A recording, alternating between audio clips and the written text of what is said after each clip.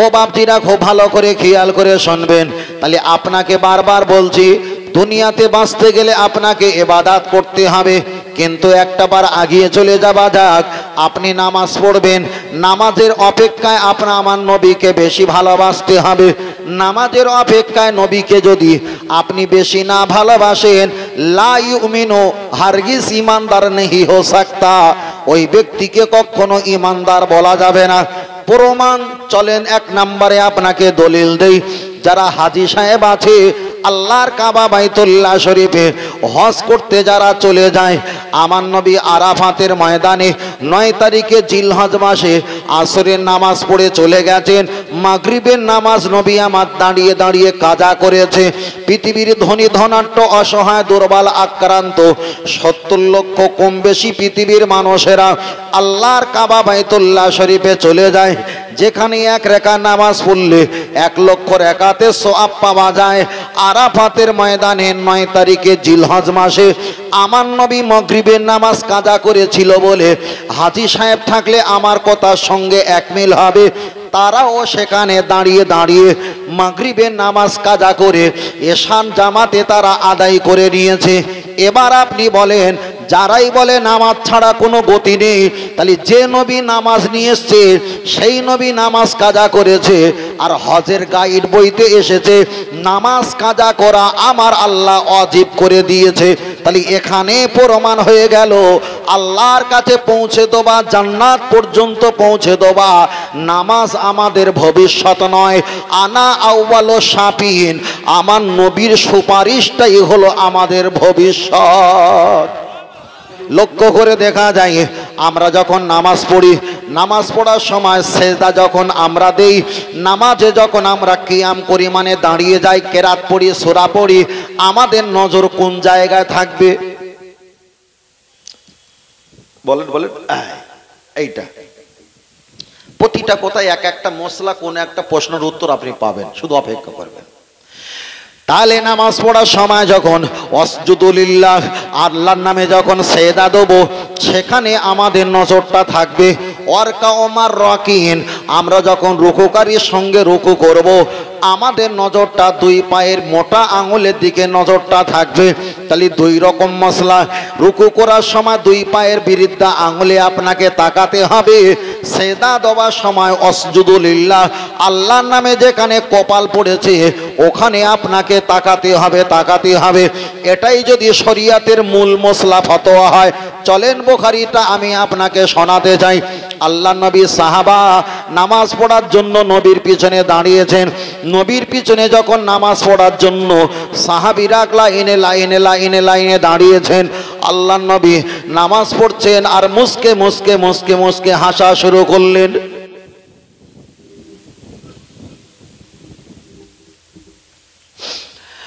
আল্লাহ নবী মুস্কে মুস্কে হাসা শুরু করলেন।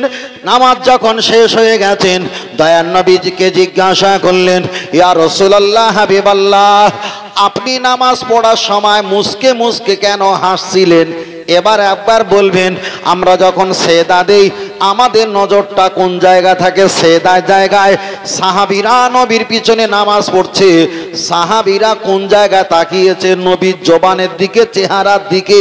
তাহলে এখানে প্রমাণ হয়ে গেল, নবী থাকলে মশলা একরকম, নবী না থাকলে মশলা আর এক রকম। যদি বলেন কেন, আলে চলেন আপনার কাছে আর একটা অপশন বলি। নবীকে বললেন, ইয়া রাসূলুল্লাহ, আপনি কেন হাসছিলেন নামাজে অবস্থায়? জবাব দাও। বসিরাট আল্লামা হুজুর লিখেছেন, ফুরফুরা দাদাপি রহমাতুল্লাহ বলেছেন, বসিরাট আল্লামা রহমাতুল্লাহ তিনি লিখেছেন, কেউ যদি নামাজি অবস্থায় হাসে তার নামাজটা ভঙ্গ হয়ে যাবে। কিন্তু নবী মুস্কে মুস্কে হাসছে। সাহাবীরা দেখলেন, জিজ্ঞাসা করলেন, কাইফা হালুকা ইয়া রাসূলুল্লাহ, আপনি কেন হাসছিলেন? জবাব দাও। দয়ার নবী জবাব দিয়ে বললেন, জান্নাত থেকে একটা আঙুরের তোড়া, আঙুরের তোড়া মানে আঙুরের একটা ভালো তোড়া, ভালো একটা দোলা আমার সামনে জিব্রাইল নাড়া দিচ্ছিল। আমি দেখে দেখে দেখে দেখে হাসছিলাম। তাহলে এখানে প্রমাণ হয়ে গেল নবীর ইবাদত আমাদের সঙ্গে মিল করা যাবে না, নবী যেটা করেছেন মিল করা যাবে না, নবী যেটা আমাদের করতে বলেছেন ওটাই আমাদের করা জরুরি। জোরে বলেন সুবহানাল্লাহ। যদি বলেন কেন, চলেন আর একটা দলিল দেওয়া যাক। আল্লাহর কোরআন জানিয়ে দিয়েছে ফানকিহু মা তাবা লাকুম মিনান নিসাই মাসনা ওয়া সুলাসা রুবা। আল্লাহর কোরআন বললেন তোমরা ওয়াহিদা একটা, তারপরে বললেন দুইটা, তারপরে বললেন তিনটা, তারপরে বললেন রুবা চারটা তোমরা বিবাহ করতে পারো। শক্তি যদি না থাকে একটা বিবাহ করতে পারো, মোটেই শক্তি যদি না থাকে মুহাক্কিকরা বলেছেন তোমরা রাখো রোজা হয়ে যাবে সোজা। তাহলে কোরআন যদি চারটে বিবাহের কথা বলে, আমরা হাদিস শরীফে পেয়েছি আল্লাহর নবী 9 খানা বিবাহ করেছে, কেউ বলেছেন 11 খানা, আবার কেউ বলেছে 13 খানা। তাহলে ধর্মের ব্যাপারে নবী যেটা করেছেন এটা করা চলবে না, নবী যেটা করতে বলেছেন ওটাই আপনাকে করা লাগবে। জোরে বলেন। এবার কেউ যদি উঠে দাঁড়িয়ে বলে বাপ সকল মা সকল, আল্লাহ নবী যা যা করেছেন আমরা তাই করব, তাহলে নিশ্চয়ই গাঁজা খেয়েছে। কথা বুঝতে পেরেছেন ভাই? নিশ্চয়ই গাঁজা খেয়েছে। চলেন আরেকটা যাই। হাদিসটা বুখারী শরীফে এসেছে, আল্লাহর নবী মসজিদে নববীতে এতে ইফতার করার জন্য হাজির হয়ে গেলেন। একটা সাহাবী আল্লাহর নবীর কাছে সামনে পেশ করলেন ইফতার। নবী আমার ইফতারটা খেলেন না, আইদিয়াকুম হাত দিয়ে ইফতারটা সরিয়ে দিলেন। আল্লাহর নবী ইফতার যখন করলেন না, পরের দিন নবী যখন আবার রোজা হালাতে বসলেন, সাহাবীরা এতটা জায়গায় একটু বেশি করে ইফতার দিয়েছে। কেন? নবী তো 2 দিন ইফতার করেনি। আমার নবী আইদিয়াকুম হাত দিয়ে ইফতারটা সরিয়ে দিলেন। ওই বুখারীর বর্ণনা এসেছে আল্লাহ নবী 3 দিন ইফতার করলেন না, এমন করে আইয়াম ও খমসা 5টা দিন নবী না খেয়ে রোজা রেখেছে। একজন সাহাবীটার নাম হলো দেখা যায় আব্দুর রহমান বিন আউফ। তিনি দাঁড়িয়ে উঠে বললেন ইয়া রাসূলুল্লাহ, কোরআন নাজিল হয়েছে আপনার প্রতি না আমাদের প্রতি? আল্লাহ নবী বললেন কোরআন নাজিল হয়েছে আমার প্রতি। ও আল্লাহ নবী, কোরআন যদি আপনার প্রতি নাজিল হয়, ওই কোরআনে তো আল্লাহ পাক জানিয়ে দিয়েছেন সুম্মা আতিমুস সিয়ামা ইলাল লাইল, সন্ধ্যা যখন হয়ে যাবে রোজাটা ভঙ্গ করে ইফতারটা হালাল করে খাওয়া শুরু করো। হুজুর আপনার প্রতি কোরআন নাজিল হয়েছে, আপনি একটা সপ্তাহ নয় 5টা দিন রোজা রেখেছেন, ইফতার করলেন না। তালি বলেন কোরআনের আইন আপনি পালন যদি না করেন আমরা কি করে পালন করব? আমার দয়ার নবী বুক ঠুকে সেদিন বলেছিলেন ও আমার সাহাবীরা, আনা বুইস্তু মুআল্লিমান, পৃথিবীতে ইবাদত করার জন্য আমি আসিনি, আনা বুইস্তু মুআল্লিমান, তোদের শিক্ষক হয়ে আমি নবী দুনিয়াতে এসেছি। আর একটু জোরে হবে না? তাহলে নবী করেছেন একটা না কটা রোজা? বড় ভাই বুঝতে পারছেন তো? কটা? 5টা। আর নবী বললেন আমি হলাম তোমাদের শিক্ষক। আপনাদের এলাকায় নিশ্চয়ই কলেজ, মাদ্রাসা, শিক্ষা নিকেতন, বিদ্যাপাঠ, বিদ্যাগার, বিদ্যালয় নিশ্চয়ই আছে। ছাত্ররা ইউনিফর্ম পোশাক পরে, মাস্টার সাহেব কি পরে না। তাহলে মাস্টার সাহেব যেটা করবে ওটা নয়, মাস্টার সাহেব যেটা হুকুম দেবেন সেটাই আপনাকে পালন করতে হবে। নবী হলো পৃথিবীর কুল কায়নাতের শিক্ষক। আল্লাহ যেমন কুল কায়নাতের মালিক, নবীও কুল কায়নাতের নবী। নবী হলো শিক্ষক। নবী যেটা আমাদের করতে বলবে তিনি সেটা করেছেন, না করেছেন ভিন্ন ব্যাপার। করতে যখন বলবেন ওটাই আমাদের করা হলো জরুরি। আর একটু জোরে বলেন। পরিষ্কার হচ্ছে না? হয় না? পিছনে আমার দাদু ভাই যারা আছেন আমার কথা বুঝতে পারছে দাদু ভাই? আলহামদুলিল্লাহ। চলেন আপনার কাছে বোঝাচ্ছিলাম, নামাজের কথা আমি আপনাকে বলছিলাম। তাহলে এখানে পরিষ্কার হয়ে গেল। রমজানের বিষয় আমি আপনাকে বলছি।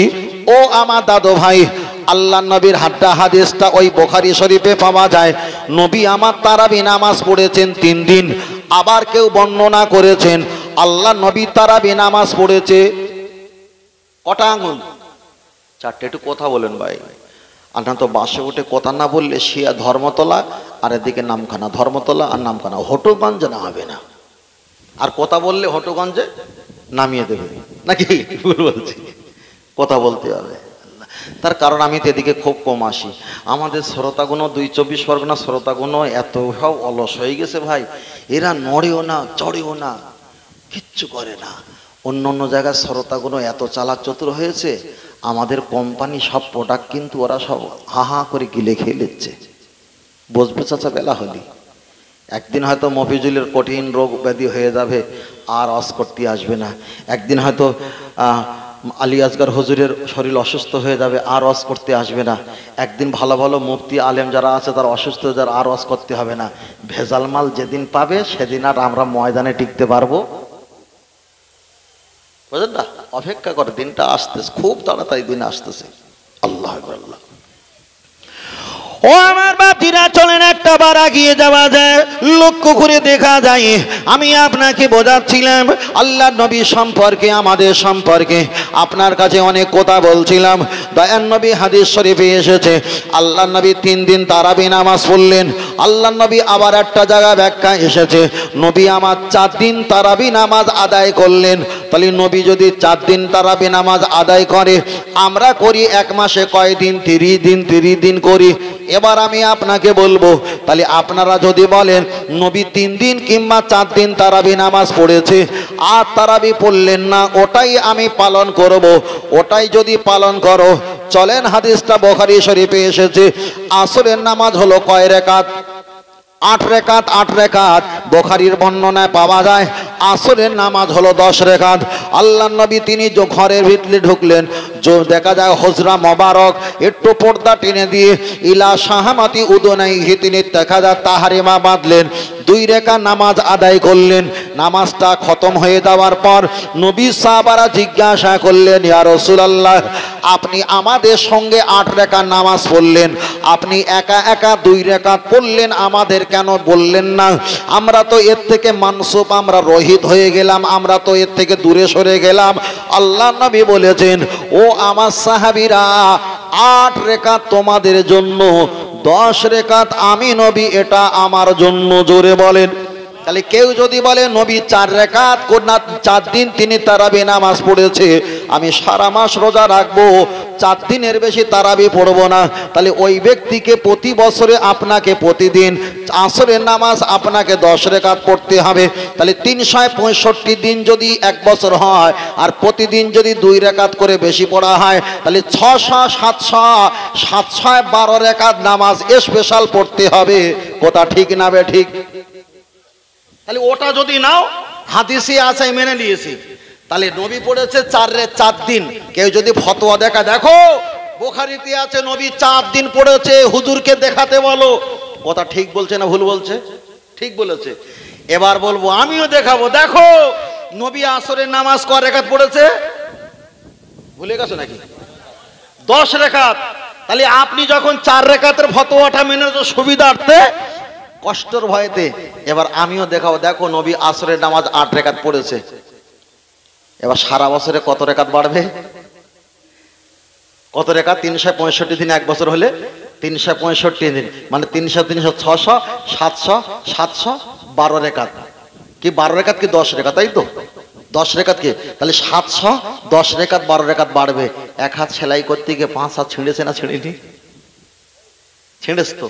তাহলে এখানে প্রমাণ হয়ে গেল, নবী যেটা করবে ওটা আমাদের দলিল নয়, নবী হলো আমাদের শিক্ষক, আমরা হলাম তানার লেবার। উনি যেটা আদেশ করবে আমরা সেইভাবে পালন করব। নবী বানিয়ে বানিয়ে কিছু বলে না, আল্লাহর প্রদত্ত যা বলে, আল্লাহ যা বলান সেটাই আমার নবী বলে। এটা আহলে সুন্নাতুল জামাতের বিশ্বাস। জোরে বলেন সুবহানাল্লাহ।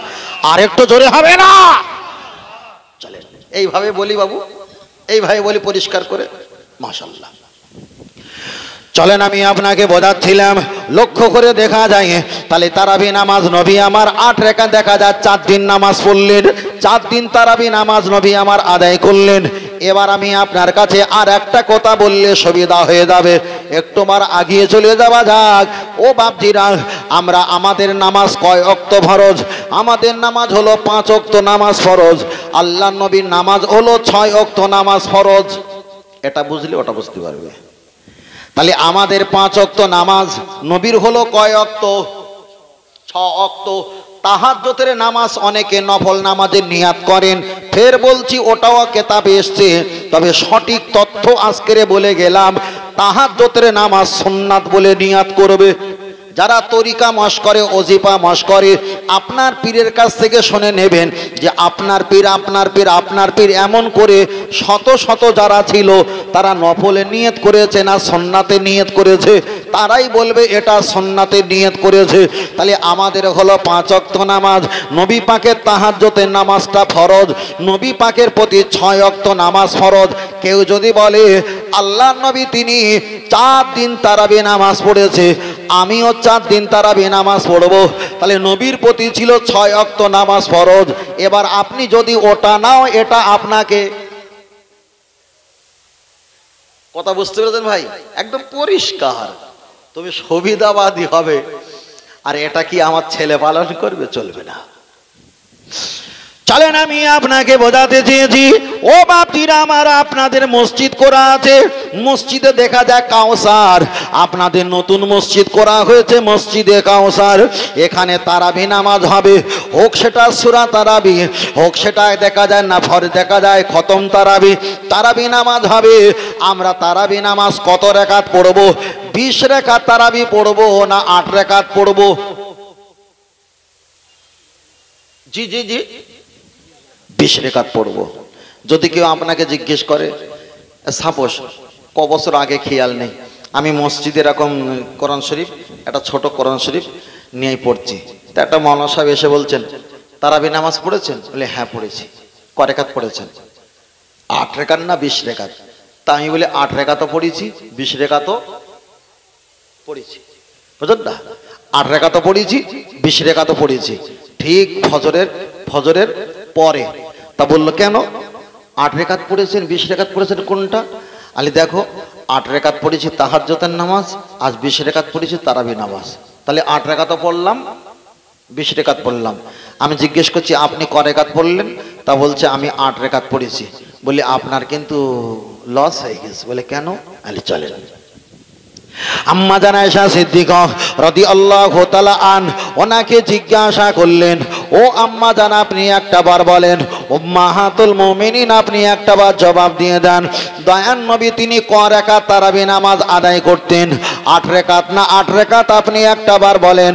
আম্মা জান আয়েশা সিদ্দিকা রাদিয়াল্লাহু তাআলা তিনি জবাব দিয়ে বললেন, ও নবী পাকের সাহাবীরা, তোমার নবী রমজানের আগে কিংবা রমজানের পরে 8 রাকাত তিনি নামাজ পড়তেন। ভালো করে শোনেন, মারপেশ আছে। রমজানের আগে 8 রাকাত পড়তেন, রমজানের পরেও 8 রাকাত পড়তেন। এবার বলেন 8 রাকাত রমজানের আগে পড়তেন, তারাবি নামাজ কি রমজানের আগে হয়? তারাবি নামাজ কি রমজানের পরে হয়? হয় না। তাহলে রমজানের আগে 8 রাকাত পড়তেন, রমজানের পরে 8 রাকাত পড়তেন। এখানে আম্মা জান আয়েশা সিদ্দিকা বললেন না যে রমজানে 8 রাকাত পড়তেন, বলেছেন কি আগে পরে করে 8 রাকাত পড়তেন। তাহলে এখানে পরিষ্কার হয়ে গেল তাহাজ্জুদের নামাজ আপনি 4 রাকাত পড়তে পারেন, একটু ভালো হলে 8 রাকাত পড়তে পারেন, একটু ভালো হলে 12 রাকাত পড়তে পারেন। আম্মা জান আয়েশা সিদ্দিকা রাদিয়াল্লাহু তাআলা তিনি আমাদের বোঝানোর জন্য এই কথা বলেছে, তোমার নবী 8 রাকাত, তারা 8 রাকাত যে নামাজটা পড়তেন ওটা তারাবি না, নবীর প্রতি যে নামাজটা ফরজ হয়ে আছে ওই নামাজটা নবীর জন্য জায়েজ, ওটাই হলো তাহাজ্জুদের নামাজ, ওটা তারাবি নামাজ নয়। জোরে বলেন সুবহানাল্লাহ, আর একটু জোরে বলেন সুবহানাল্লাহ।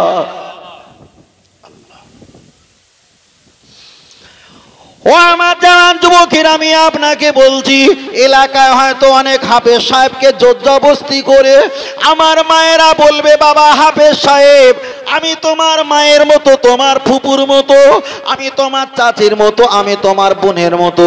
হাফেজ সাহেব তুমি মাদ্রাসা থেকে এসেছো, তবে হাফেজ সাহেব তোমার চাচারা, তোমার ভাইরা, তোমার মামারা মসজিদে তারাবি নামাজ পড়তে যায়, আমরা তোমার মা চাচি খালা ফুপু এক জায়গায় হয়ে আছি, আমরা তারাবি নামাজ পড়বো।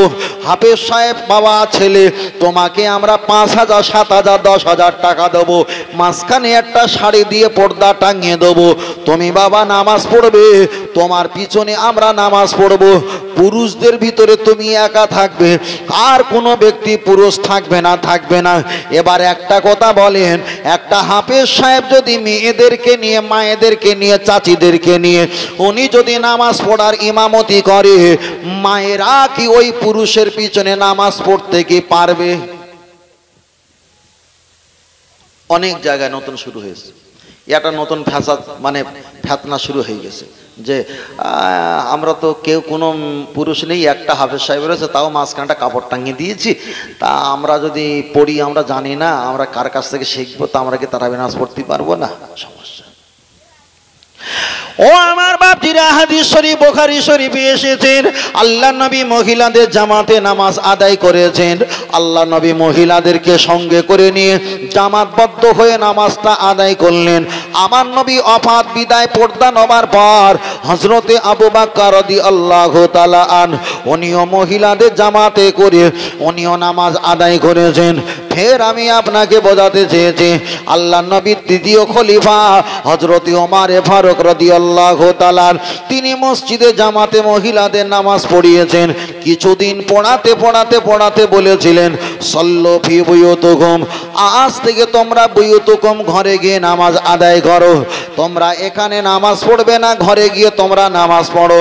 সল্লু মানে নামাজ, ফি মানে মধ্যে, বুয়ুতিকুম মানে ঘর, তোমরা ঘরের মধ্যে গিয়ে নামাজ আদায় করো। ও বাপজিরা ভালো করে খেয়াল করে দেখবেন, কিছু সাহাবীরা তারা ঠিকরে উঠেছে, ও ওমর ফারুক তুমি কি কাজ করলে? দয়ার নবী তো মহিলাদের নামাজ পড়িয়েছেন, হযরতে আবু বকর হুজুর পড়িয়েছেন, আপনি কিছুদিন মহিলাদের জামাতে মসজিদে নামাজ পড়ালেন, কিন্তু হঠাৎ করে কেন আপনি বললেন যে মহিলারা ঘরে গিয়ে নামাজ পড়ো? এটা কি আপনি ঠিক করছেন? আমরা বুঝতে পারি না।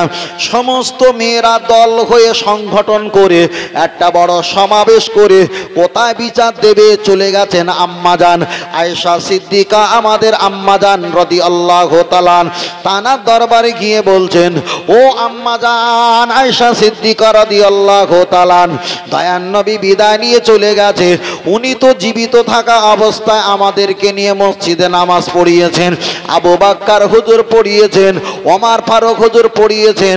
কিছুদিন পড়ানোর পর ওমর হঠাৎ বলে বসেছে, সল্লু ফি বুয়ুতিকুম, ও নারীরা, নামাজিরা, তোমরা ঘরে গিয়ে নামাজ পড়ো, মসজিদে নববীতে তোমাদের নামাজ পড়া যাবে না। ও আম্মা জান আয়েশা সিদ্দিকা, আপনি একটা বার বলেন ওমর ঠিক করেছে না ভুল করেছে, আপনি একটা বার জবাব দাও।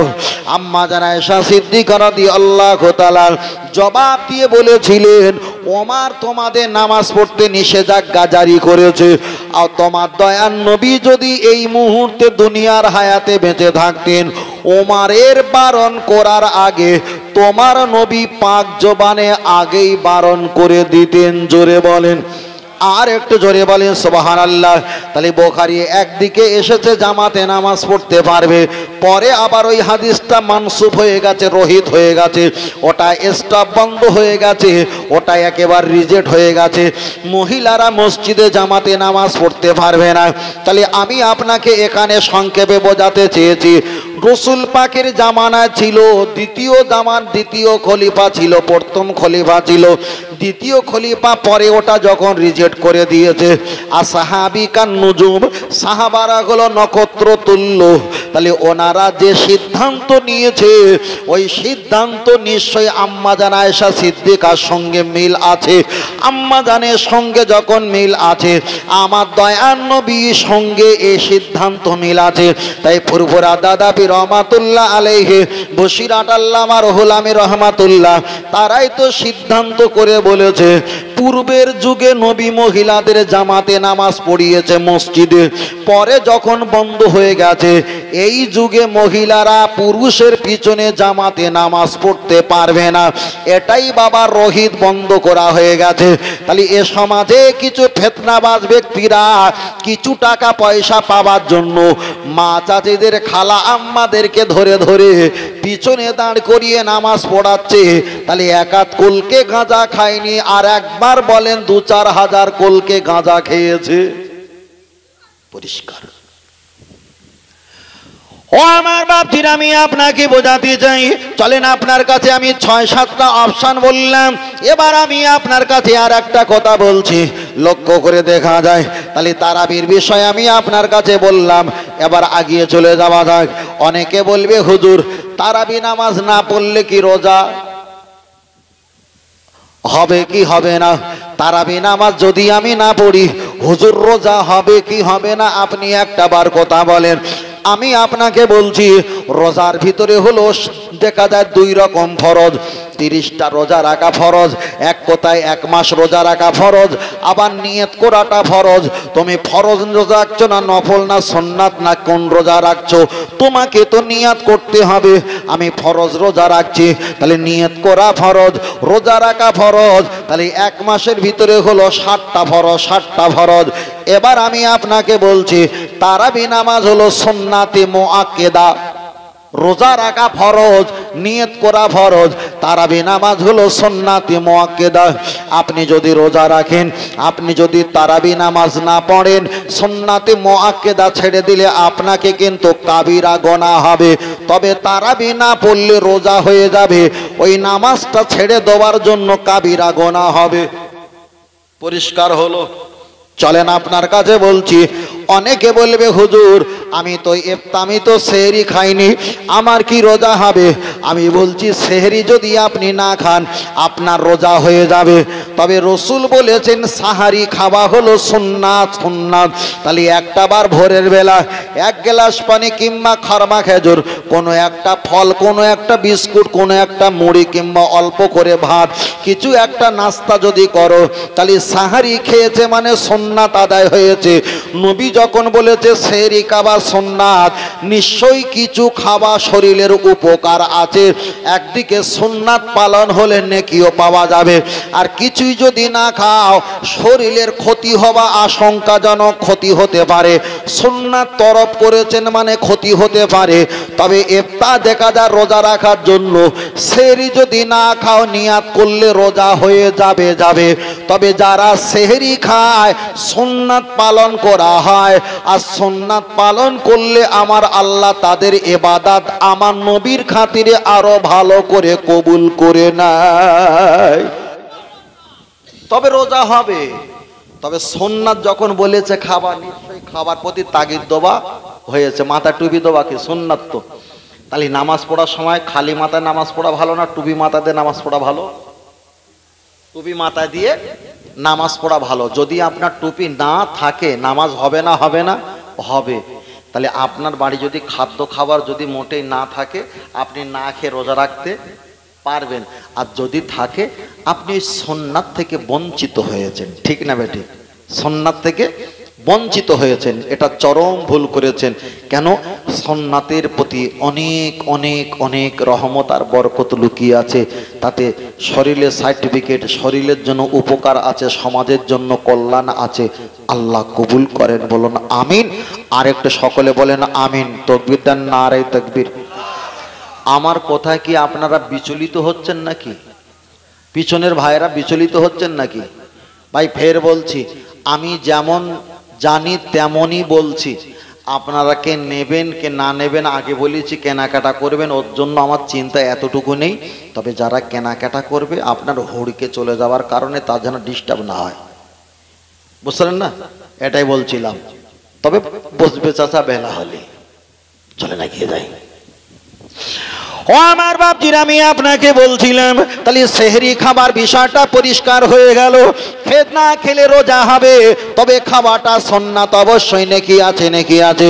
এবার আপনার কাছে আমি আর একটা কথা বলছি, লক্ষ্য করে দেখা যায় অনেকে বলবে হুজুর আমি রমজান মাসে রোজা রাখতে পারিনি, আমার শরীরটা বড় ক্ষত বিক্ষত, আমার শরীরটা বড় খারাপ, আমি অসুস্থ, আমার গ্যাসের রোগ, আমার কিডনির সমস্যা, আমার ক্যান্সার রোগ, আমার কিমো মারতে হয়, আমার কিডনির রোগ ডায়ালিসিস করতে হয়, হুজুর আমি রোজা রাখতে পারিনি।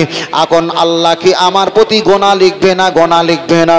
ও বাপজিরা, আমি আপনাকে বোঝাতে চেয়েছি পৃথিবীতে যত ইবাদত আছে সবচাইতে বড় ইবাদতের নাম কি? নামাজ। নামাজ নামাজ দন্তন্নয় আকারময় আকার বর্গীর জ নামাজ। দন্তন্নয়তে নমিম, আকারেতে আমার, ময়তে মাতাকে, আকারেতে আল্লাহর, বর্গী জয়তে জন্য নত করিব আমার মাতা একমাত্র মহান আল্লাহর জন্য।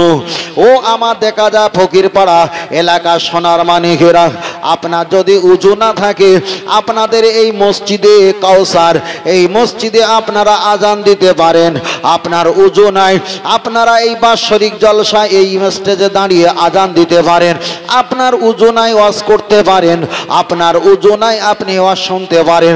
তবে এই না সকালবেলা যেন আমার নামে মিথ্যা কথা বলো না। হুজুর বিনা উজুতে আজান দিতে বলেছে, ওয়াজ করতে বলেছে। উজু যদি না থাকে ভালো করে বুঝবেন, আজান দিতে পারেন, ওয়াজ করতে পারেন, ওয়াজ শুনতে পারেন, আপনার উজু নাই আপনি কলেমা জিকির করতে পারেন, আপনার উজু নাই আপনি সেহরি খেতে পারেন, আপনার উজু নাই আপনি ইফতার করতে পারেন, আপনার উজু নাই আপনি দেখা যায় তাবিজ লিখতে পারেন, আপনার উজু নাই ছাগল বকরি দম্বা মহিষ এগুলো আপনি কুরবানি জবাই হালাল করতে পারেন, আপনার উজু নাই আপনি কবর জিয়ারত করতে পারেন, আপনার উজু নাই এখানে দাঁড়িয়ে নবীর নামে সালামে কিয়াম পাঠ করতে পারেন, আপনার উজু নাই ফাতিহা ফারাফায়া দাইহি হাত তুলে আপনি ফাতিহা দোয়া খায়ের করতে পারেন। আপনার যদি উজু না থাকে আল্লাহর নামে নবীর নামে জিকির করতে পারেন। আপনার যদি উজু না থাকে কোরআনে হাত দেওয়া চলবে না।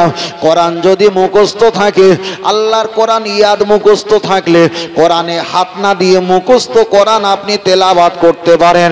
পৃথিবীতে যত ব্যক্তি আছে সকলের একমত, বিশেষ করে হানাফি মাযহাবের মত হলো আপনার যদি উজু না উজু আছে, উজু থাকার পরেও যদি একটু সন্দেহ হয়, সন্দেহযুক্ত উজু নিয়ে নামাজ তো পড়া দূরের কথা, নামাজের ধারে বাড়ে যাওয়া যাবে না। তাহলে আমি আপনাকে বোঝাতে চেয়েছি 100-র ভিতরে 90% ইবাদত বিনা উজুতে করা সম্ভব হতে পারে, কিন্তু সবচাইতে বড় ইবাদত আপনি তো উজু করার পরেও সন্দেহ হলে সন্দেহযুক্ত উজু নিয়ে নামাজ পড়া যাবে না।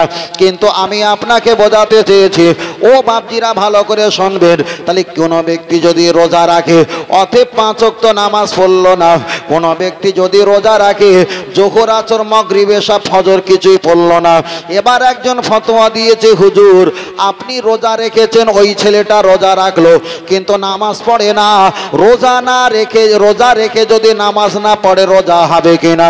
আমি আপনার কাছে বোঝাতে চেয়েছি সবচাইতে বড় ইবাদত সেটা হলো নামাজ। আপনাকে নামাজ পড়তে হবে। রোজার বিষয়টা রোগের কারণে পরে বলছি, আগিয়ে চলে যাওয়া যাক। আপনার যদি শরীরটা অসুস্থ হয় আপনি দাঁড়িয়ে ফরজ নামাজটা শুধু পড়ে নাও, তাতে যদি সম্ভব না হয় বসে বসে পাটা গুটিয়ে নামাজ আদায় করো, তাতেও যদি সম্ভব না হয় উজু করে নিয়ে পাটা লম্বা করে আল্লাহর কাবার দিকে পাটা লম্বা করে দাও, আল্লাহর কাবার দিকে পা লম্বা করে পিছনে 2-4টে বালি দিয়ে একটু মাথাটা হালকা উঁচু করে তুমি নামাজ পড়া শুরু করো। উজু করলে যদি রোগের পরিমাণটা বেড়ে যায় তুমি তায়াম্মুম করে নাও, নিয়ে নামাজ পড়ো। সেজদা দিতে গেলে যদি মাথার যন্ত্রণা বেড়ে যায় তুমি ইশারা সেজদা দাও।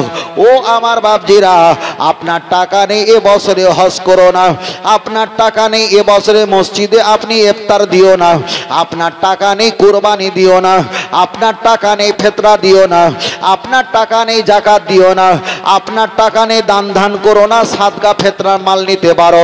কিন্তু আল্লাহর বান্দা জেনে রেখে দাও, আপনার যদি মরণের যদি 5 মিনিট বাকি থাকে ইশারা ইঙ্গিতে আল্লাহর নামে সেজদা দিয়ে নামাজ আদায় করে বোঝাতে হবে আল্লাহ আমি যে আপনার গোলাম, এটাই হলো তার বাস্তবিক প্রমাণ। জোরে বলেন সুবহানাল্লাহ, আর একটু জোরে বলেন আল্লাহু আকবার। তাহলে বিষয়টা ছিল কি হুজুর আমি রোগগ্রস্ত, আমি রোজা রাখতে পারবো কিনা? অনেকে তো দোহাই দেয় আমি রোগগ্রস্ত রোজা রাখতে পারবো কিনা।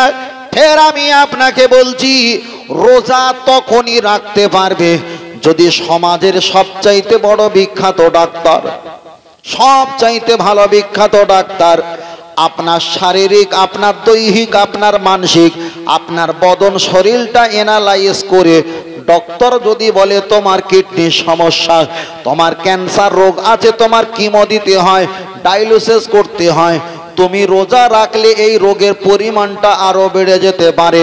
কোরআন কোথাও বলে দিয়েছে তোমার ঊর্ধ্বে যারা জ্ঞানী তাদের কাছ থেকে তোমরা পরামর্শ করে নাও। তাহলে এটা তো বড় ইবাদত নয়। বড় ইবাদত উযু না করতে পারলে তায়াম্মুম, সেজদা না দিতে পারলে ইশারা সেজদা দিয়ে নামাজ পড়তে হবে। রাসূল বলেছেন ইনশিতা ফাসুম, তোমার যদি কষ্ট না হয় রোজাটা রাখো। ইনশিতা ফাকতুর, মুসাফির হালাতে যদি কষ্ট হয় রোজাটা ডিলিট করে দাও। তাহলে কোনো কারণে সব ইবাদত বন্ধ হয়ে যেতে পারে। নামাজও যদি কাজা হয় আপনাকেও কাজাটা তুলে দিতে হয়।